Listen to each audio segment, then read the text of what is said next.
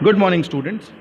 स्वागत है आप सभी का इस वीडियो में, जिसमें हम आज बहुत ही जल्दी डिस्कस करने वाले हैं सीबीएसई का लेटेस्ट सिलेबस जो सीबीएसई ने रिलीज़ किया है क्लास 9th के लिए।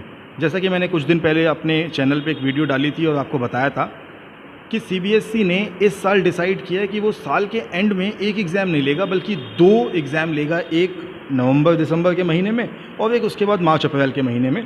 तो पूरी की पूरी क्लास 9th को 2 पार्ट में डिवाइड कर दिया और आज मैं आपसे डिस्कस करने वाला हूं कि जो पार्ट 1 का और पार्ट 2 का जो सिलेबस है वो क्या है। तो वीडियो को एंड तक देखना, क्योंकि एंड में एक सिलेबस का पूरा ब्रेकअप, एक स्क्रीनशॉट आपके पास आ जाएगा जिससे आप आसानी से सिलेबस को एनालाइज कर सकते हैं। लेकिन प्रैक्टिकल किस तरीके से होंगे, असेसमेंट किस तरीके से होगा, उसके लिए आपको पूरा वीडियो देखना पड़ेगा। तो बिना टाइम वेस्ट करे शुरू करते हैं।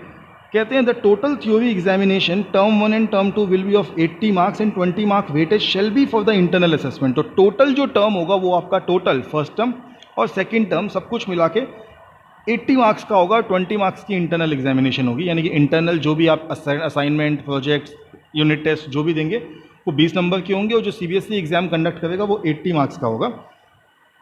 इंटरनल असेसमेंट जो है वो maximum marks for each term. तो हर टर्म की जो इंटरनल असेसमेंट है वो 10 मार्क्स की है। And there will be a periodic assessment. Periodic assessment का मतलब है आपका यूनिट टेस्ट। तो जो यूनिट टेस्ट है वो होगा, 3 यूनिट टेस्ट होंगे, याद रखिएगा 3 यूनिट टेस्ट होंगे। 3 periodic test will be conducted by the school in the entire session and average of the 2 periodic test marks of best periodic test conducted in term to be taken for consideration. तो 3 जो term conduct होंगे उनमें से 2 सबसे अच्छे जो आपके जाएंगे उनका आपका रिजल्ट आगे कंसीडर किया जाएगा। Diverse method of assessment as per need of class dynamics and curriculum transaction. तो ये सीबीएसई ने आपके टीचर्स से कहा है कि अलग अलग तरीके से आपकी असेसमेंट करी जाए, सिर्फ पेपर पेंसिल टेस्ट से ही नहीं, बल्कि हो सकता है गूगल टेस्ट बनाया जाए, आपको कोई प्रोजेक्ट दिया जाए, कोई असाइनमेंट दिया जाए, किसी भी तरीके से कर सकते हैं, जैसे कि short test, oral test, quiz, concept map, project, poster, presentation. तो अगर आपको स्कूल से कोई भी प्रोजेक्ट, प्रेजेंटेशन कुछ मिलता है उसको ध्यान से कीजिएगा, हो सकता है उसके नंबर आपके फाइनल एग्जाम में लगे। तो सब्जेक्ट एनरिचमेंट के बारे में बोला है, practical laboratory should be done through out the year and the student should maintain record of the same.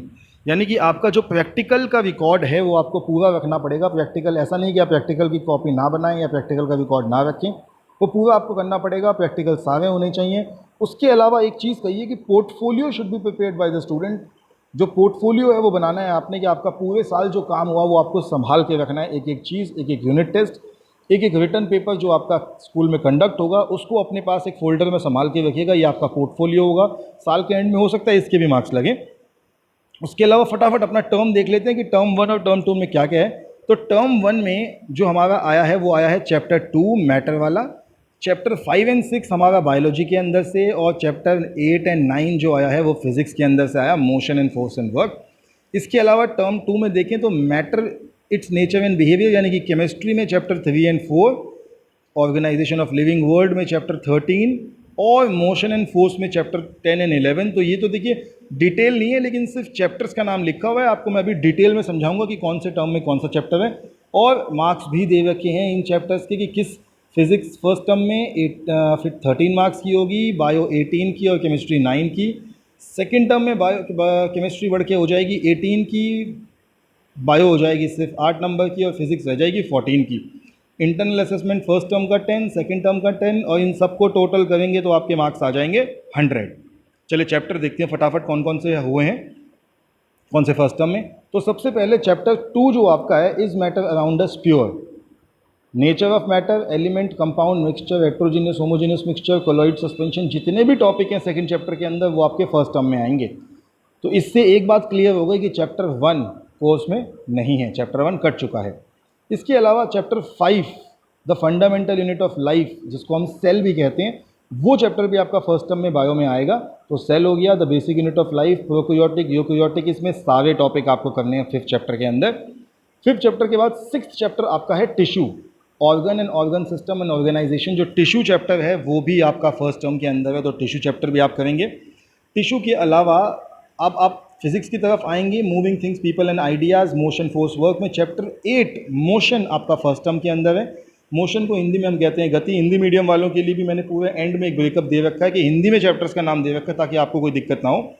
Distance and displacement, velocity, non uniform motion, uniform motion, force and laws of motion chapter 9 जो है वो भी आपका first term के अंदर ही है। अब आते हैं सेकेंड टर्म में। ये हमने फर्स्ट टर्म में देखा, तो फर्स्ट टर्म में टोटल अगर आप देखें तो 2 चैप्टर फिजिक्स के हैं, 2 चैप्टर बायो के और 1 चैप्टर केमिस्ट्री का, टोटल 5 चैप्टर आपने फर्स्ट टर्म में पढ़ने हैं। और सेकेंड टर्म में आपके पास आएगा matter, its nature and behaviour, यानी कि केमिस्ट्री में आपके पास chapter 3 atoms and molecules, chapter 4 structure of atom भी आपका सेकेंड टर्म के अंदर ही बनेगा। उसके अलावा चैप्टर 10 ग्रेविटेशन जो है वो भी सेकंड टर्म में आएगा। देखिए चैप्टर 8 और 9 फर्स्ट टर्म में आ गया था, 10 आपका सेकंड टर्म में आ गया। 11 वर्क एंड एनर्जी भी आपका सेकंड टर्म के अंदर ही बनेगा। फिर चैप्टर 13 है why do we fall ill, ये बायो का चैप्टर है, तो बायो में why do we fall ill आएगा। इसके अलावा 2 चैप्टर्स जो हैं वो नेचुरल रिसोर्सेज और एक 15 चैप्टर जो है एग्रीकल्चरल रिसोर्सेज वाला, वो दोनों चैप्टर इंटरनल असेसमेंट के लिए रखे गए हैं। ठीक है, तो learners are assigned to read the below chapter. They are encouraged to prepare a brief write-up of any concept in this unit of their portfolio. There may be assessment for internal assessment and credit may be given, यानी कि इसमें से आप अपना portfolio का कोई भी एक टॉपिक बना सकते हैं।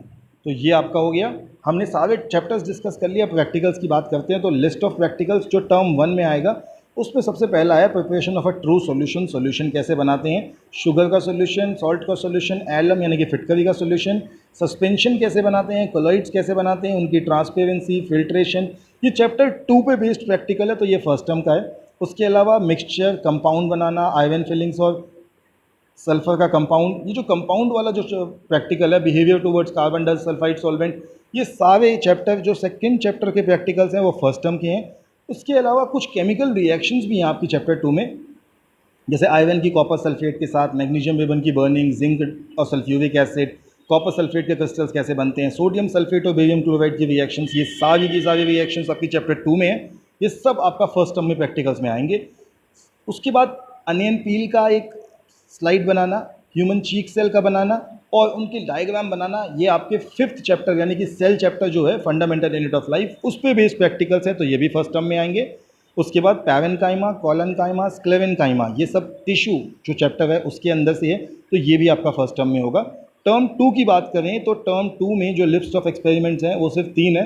पहला है determination of density of solid, gravity की चैप्टर के अंदर से सॉलिड की डेंसिटी कैसे निकालते हैं, ये वो वाला प्रैक्टिकल है। And establishing the relationship between loss of weight when fully immersed in tap water and strongly salty water with the help of water displacement by taking at least 2 different solids, तो ये एक चैप्टर, ये भी chapter 10 gravitation पे based practical है, जिसमें हम apparent loss of wait जो होता है वो चेक करते हैं।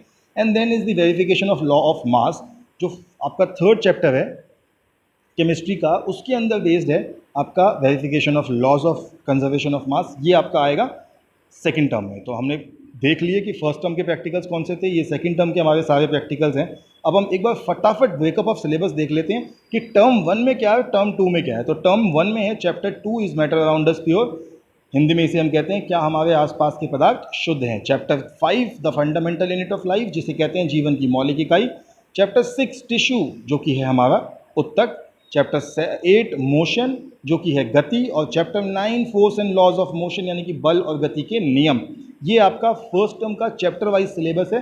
और प्रैक्टिकल में सिंपल ये समझ सकता हूँ कि चैप्टर के अंदर की जितनी एक्टिविटीज़ हैं वो भी आपको चैप्टर के साथ ही करनी है, और जो प्रैक्टिकल्स हैं वो मैंने आपको बता दिए फर्स्ट टर्म के। तो ये फर्स्ट टर्म का आपका कंप्लीट ब्रेकअप ऑफ सिलेबस हो गया। चलिए आगे बढ़ते हैं चैप्टर 2 की तरफ। ये है आपका चैप्टर 2 एटम्स एंड मॉलिक्यूल्स, जिसे कि हम परमाणु और अणु कहते हैं। चैप्टर 3 जो है ये आपका सेकेंड टर्म में है। स्ट्रक्चर ऑफ एटम, जिसे परमाणु की संरचना कहा जाता है हिंदी में, ये भी चैप्टर 4 है आपका, ये आपका सेकेंड टर्म में। ग्रेविटेशन यानी कि गुरुत्वाकर्षण, चैप्टर 10 भी आपका सेकेंड टर्म में है। एंड वर्क एंड एनर्जी जो आपका चैप्टर है, यानी कि कार्य और ऊर्जा, ये भी चैप्टर 11 आपका सेकेंड टर्म में है। और लास्ट चैप्टर जो बायो का एक ही चैप्टर है, why do we fall ill, यानी कि हम बीमार क्यों पड़ते हैं, ये भी आपका सेकेंड टर्म में है। तो हमने बहुत ही जल्दी इस वीडियो में देखा कि किस तरीके से आपका टर्म 1 का और टर्म 2 का सिलेबस डिवाइड हुआ, किस तरीके से आपके प्रैक्टिकल्स डिवाइड हुए हैं और कैसे आपका एग्जाम होगा। चलिए बच्चों, ध्यान से वीडियो को देखिएगा, वीडियो को सेव कीजिए और वीडियो को अपने फ्रेंड्स के साथ शेयर कीजिए, ताकि उनको भी उनकी क्लास 9th का सिलेबस पता लग जाए, जिसके हिसाब से वो पढ़ाई कर सकें। हम आपसे फिर मिलेंगे अगले वीडियो में चैप्टर्स के साथ। तब तक के लिए stay healthy and stay safe.